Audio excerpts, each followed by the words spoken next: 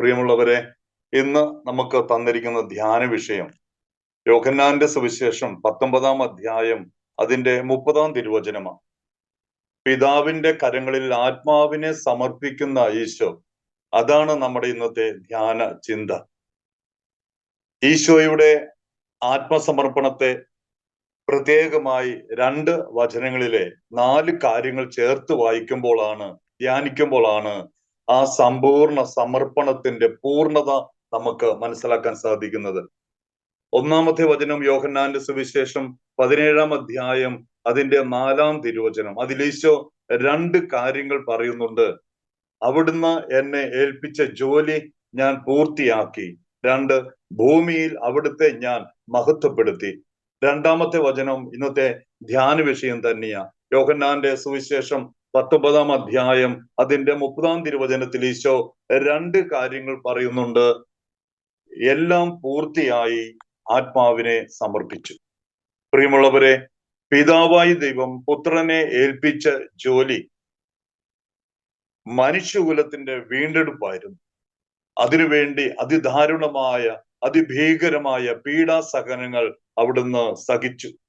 സ്വന്തം ജീവൻ മറുവിലയായി നൽകി. പാപപരിഹാര ബലിയായി അവിടുന്ന് മാറി. പിതാവിനെ സംപ്രീതനാക്കിയ പുത്രന്റെ കുരിശിലെ ബലി, പിതാവിനെ ഓരോ നിമിഷവും മഹത്വപ്പെടുത്തിയ പുത്രന്റെ കുരിശിലെ അനുസരണവും സമർപ്പണവും എല്ലാം പൂർത്തിയായി എന്ന് പറഞ്ഞുകൊണ്ട് ഈശോ തന്റെ ആത്മസമർപ്പണം പിതാവിന്റെ തിരുഹിതത്തിനുള്ള ഈശോയുടെ സമ്പൂർണമായ സമർപ്പണമാണ്. പ്രിയമുള്ളവരെ, നമ്മുടെ ജീവിതവും ആത്മാവും അതിന്റെ ഉടയവന്റെ കരങ്ങളിൽ സമർപ്പണം ചെയ്യേണ്ട സമയം വരും. എന്നാൽ അതിനു മുമ്പായി ഈശോ പറഞ്ഞ വചനം മറന്നു പോകരുത്. എന്നെ ഏൽപ്പിച്ച ജോലി ഞാൻ പൂർത്തിയാക്കി, ഭൂമിയിൽ ഞാൻ അങ്ങേ മഹത്വപ്പെടുത്തി. നമുക്ക് പറയാൻ സാധിക്കണം, ഈ ഭൂമിയിൽ നമ്മെ ഏൽപ്പിച്ച ജോലി അത് നമ്മുടെ ജീവിതത്തിന്റെ ഉത്തരമാണ്. അത് നമ്മുടെ വിളിയുടെ ഉത്തരമാണ്. ഏത് വിളിയായാലും അവിടെയെല്ലാം സമർപ്പണത്തിന്റെ ആഴം നാം കണ്ടെത്തണം. നമ്മുടെ കുടുംബത്തിൽ, നമ്മുടെ ബന്ധങ്ങളിൽ, നമ്മുടെ ഇടവകയിൽ, നമ്മുടെ ശുശ്രൂഷയിൽ, സഭയോട് ചേർന്ന്, നമ്മുടെ ജോലിയിൽ, നമ്മുടെ വരുമാന മാർഗങ്ങളിലെല്ലാം കർത്താവിനെ മഹത്വപ്പെടുത്താനുള്ള ആ സാഹചര്യങ്ങൾ നമ്മൾ ഒരിക്കലും നഷ്ടപ്പെടുത്തി കളയരുത്. ഇല്ല എങ്കിൽ ഈ നോമ്പ് കാലത്ത് നമ്മുടെ കുറവുകൾ ഏറ്റുപറയാനും തിരുത്താനുമുള്ള കൃപയ്ക്ക് വേണ്ടി കർത്താവിനോട് പ്രാർത്ഥിക്കണം. വിശുദ്ധ പൗലോസ് അപ്പോസ്തലൻ പറഞ്ഞതുപോലെ, ഞാൻ നല്ല ഓട്ടമോടി എന്റെ ഓട്ടം പൂർത്തിയാക്കി, മഹത്വത്തിന്റെ കിരീടം എന്നെ അണിയിക്കണമേ എന്ന് പൗലോസ് അപ്പോസ്തലൻ പറഞ്ഞതുപോലെ പറയാൻ നമുക്ക് സാധിക്കണം. ശിമയോൻ ഉണ്ണിയേശുവിനെ കരങ്ങളിലെടുത്ത് പ്രഘോഷിച്ചതുപോലെ, എന്റെ രക്ഷ ഞാൻ എന്റെ കണ്ണുകൾ കണ്ടു കഴിഞ്ഞു, ഇനി എന്നെ സമാധാനത്തിൽ പറഞ്ഞു വിടണേ എന്ന് ശിമയോൻ പറഞ്ഞതുപോലെ ഇതായിരിക്കണം നമ്മുടെ ജീവിത ലക്ഷ്യവും പ്രാർത്ഥനയും. അതിനുവേണ്ടി ഈ നിമിഷങ്ങളിലെല്ലാം നമ്മൾ ഈ നോമ്പ് കാലത്ത് പ്രാർത്ഥിച്ച് ഒരുങ്ങണം. ഈ തീർത്ഥാടനം കൂട്ടായ്മ അതിനുള്ള വലിയ സഹായമായി മാറട്ടെ എന്ന് ഞാൻ ആശംസിക്കുകയാണ്. ഈ തീർത്ഥയാത്രയിൽ ക്രൂശിതനോടും അവന്റെ കുരിശിലെ വചനങ്ങളോടും നമ്മളെയും നമ്മുടെ ജീവിതത്തെയും ചേർത്ത് വെക്കാൻ മറന്നു പോകരുത്. നമ്മളിലും പീഡാസഹന യാത്ര ഉണ്ടാവാം, വ്യക്തിപരമായ കാൽവരി അനുഭവം ഉണ്ടാകാം, ഒറ്റപ്പെടാം, മുറിയപ്പെടാം, അവഹേളിക്കപ്പെടാം. അവിടെയെല്ലാം ഈ ഭൂമിയിൽ ജീവിച്ചിരിക്കുമ്പോൾ തന്നെ കർത്താവിനെ മഹത്വപ്പെടുത്താനുള്ള അവസരങ്ങളാണ്. അതൊരിക്കലും നഷ്ടപ്പെടുത്തി കളയരുത്. നമ്മുടെ ജീവിതത്തിന് അർത്ഥവും പൂർണ്ണതയും കൈവരുന്നത് ക്രൂശിതനോട് ചേർത്ത് വെക്കുമ്പോഴാണ്. വിശുദ്ധ പൗലോസ് അപ്പോസ്തലന്റെ പ്രധാന പ്രസംഗ വിഷയം ക്രൂശിതനായ കർത്താവിനെ കുറിച്ചാണ്. അതുകൊണ്ടാണ് സഭാപിതാക്കന്മാർ ഇപ്രകാരം പറയുന്നത്, പൗലോസിന്റെ ജീവിതത്തിലും അവന്റെ വചനങ്ങളിലും പരിശുദ്ധ രക്തത്തിന്റെ മണമുണ്ട് എന്ന്. ക്രൂശിതന്റെ കരങ്ങളിൽ ജീവിതത്തെയും ആത്മാവിനെയും സമർപ്പിക്കാൻ ആഗ്രഹിക്കുന്നവർക്ക് മാത്രമേ എല്ലാം പൂർത്തിയായി ഞാൻ മഹത്വപ്പെടുത്തി, എന്നെയും മഹത്വപ്പെടുത്തണമേ എന്ന് പ്രാർത്ഥിക്കാൻ സാധിക്കൂ. 2 തിമോത്തി 4 അധ്യായം അതിന്റെ 6 തിരുവചനത്തില് പൗലോസ് അപ്പോസ്തലൻ ഇപ്രകാരം പറയുന്നുണ്ട്, ഞാൻ ബലിയായി സമർപ്പിക്കേണ്ട സമയമായി. പൗലോസ് അപ്പോസ്തലൻ പറഞ്ഞതിന്റെ ആഴം എന്താണെന്നറിയാമോ? കർത്താവിനെ മഹത്വപ്പെടുത്താനുള്ള സമയമായി എന്ന ഓരോ ദിവസത്തിലെ ഓരോ നിമിഷം കർത്താവിനെ മഹത്വപ്പെടുത്താനുള്ള ആ വലിയ സാഹചര്യങ്ങള് കർത്താവ് നമ്മുടെ മുന്നിൽ നിരത്തി വെച്ചിട്ടുണ്ട്. അതൊന്നും നമ്മൾ അവഗണിച്ച് കളയരുത്. Praise the Lord, hallelujah.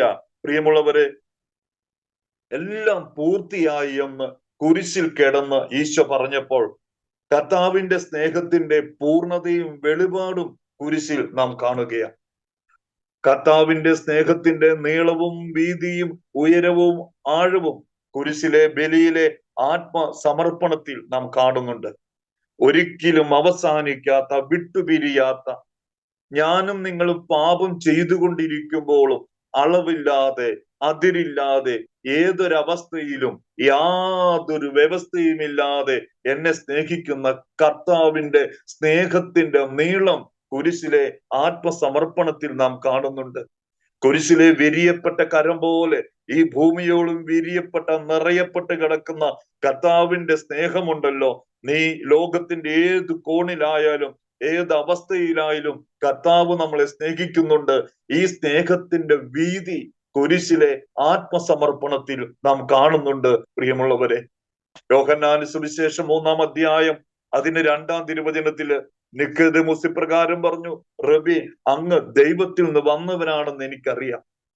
പ്രിയമുള്ളവരെ, ദൈവസന്നിധിയിൽ നിന്ന് വന്ന ഒരുവനും മാത്രമേ നമ്മളെ ദൈവസന്നിധിയിലേക്ക് എത്തിക്കാൻ സാധിക്കൂ. ഉയരത്തിൽ നിന്ന് വന്ന ഒരുവന് മാത്രമേ നമ്മളെ ഉയരങ്ങളിൽ എത്തിക്കാൻ സാധിക്കൂ. സ്വർഗത്തിൽ നിന്ന് വന്ന ഒരുവന് മാത്രമേ നമ്മളെ സ്വർഗത്തിൽ എത്തിക്കാൻ സാധിക്കൂ. പ്രിയമുള്ളവരെ, നമ്മെ സ്വർഗത്തിൽ എത്തിക്കുന്ന കർത്താവിന്റെ സ്നേഹത്തിന്റെ ഉയരം കർത്താവിന്റെ കുരിശിലെ ആത്മസമർപ്പണത്തിൽ നാം കാണുന്നുണ്ട്. സ്വർഗവും ഭൂമിയും തമ്മിലുള്ള ആ ദൂരം, ആ ആഴം, അത് കർത്താവ് നമ്മോട് കാണിക്കുന്ന സ്നേഹത്തിന്റെ ആഴമാ. അത് അളക്കാൻ സാധിക്കില്ല. സ്വർഗം വിട്ട് ഇറങ്ങി വന്നവന്റെ കുരിശിലെ ബലിയിൽ അവന്റെ സ്നേഹത്തിന്റെ ആഴം നാം കാണുന്നുണ്ട്. Praise the Lord, hallelujah. പ്രിയമുള്ളവരെ, കുരിശിലെ ബലിയിലും അവന്റെ ആത്മസമർപ്പണത്തിലും ഈശോ നമ്മളെ ചില കാര്യങ്ങൾ പഠിപ്പിക്കുന്നുണ്ട്.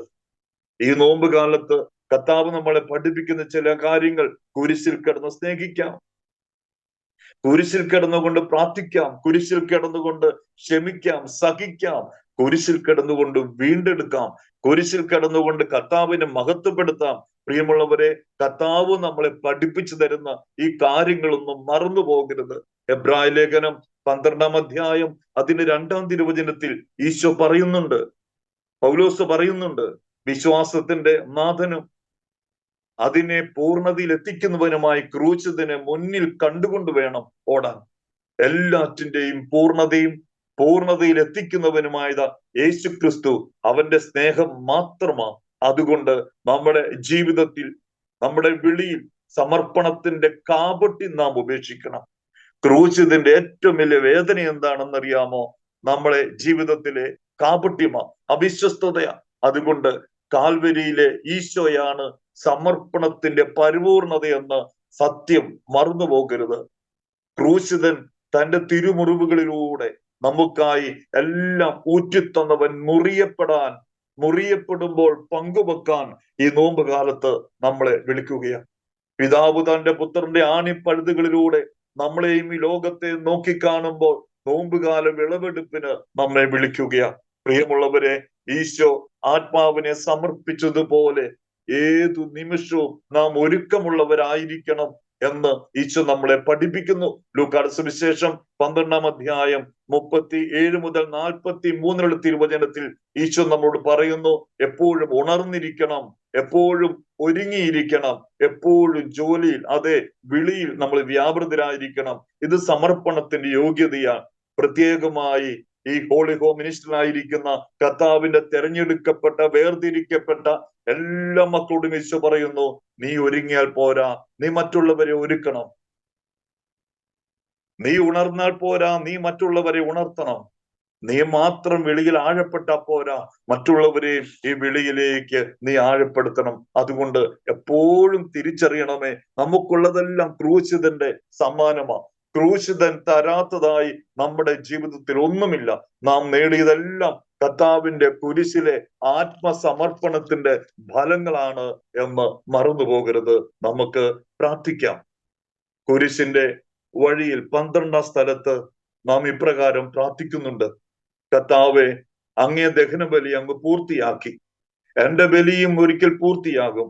ഞാനും ഒരു ദിവസം മരിക്കും. അന്ന് അങ്ങയെപ്പോലെ ഇപ്രകാരം പ്രാർത്ഥിക്കുവാൻ എന്നെയും അനുവദിക്കണമേ.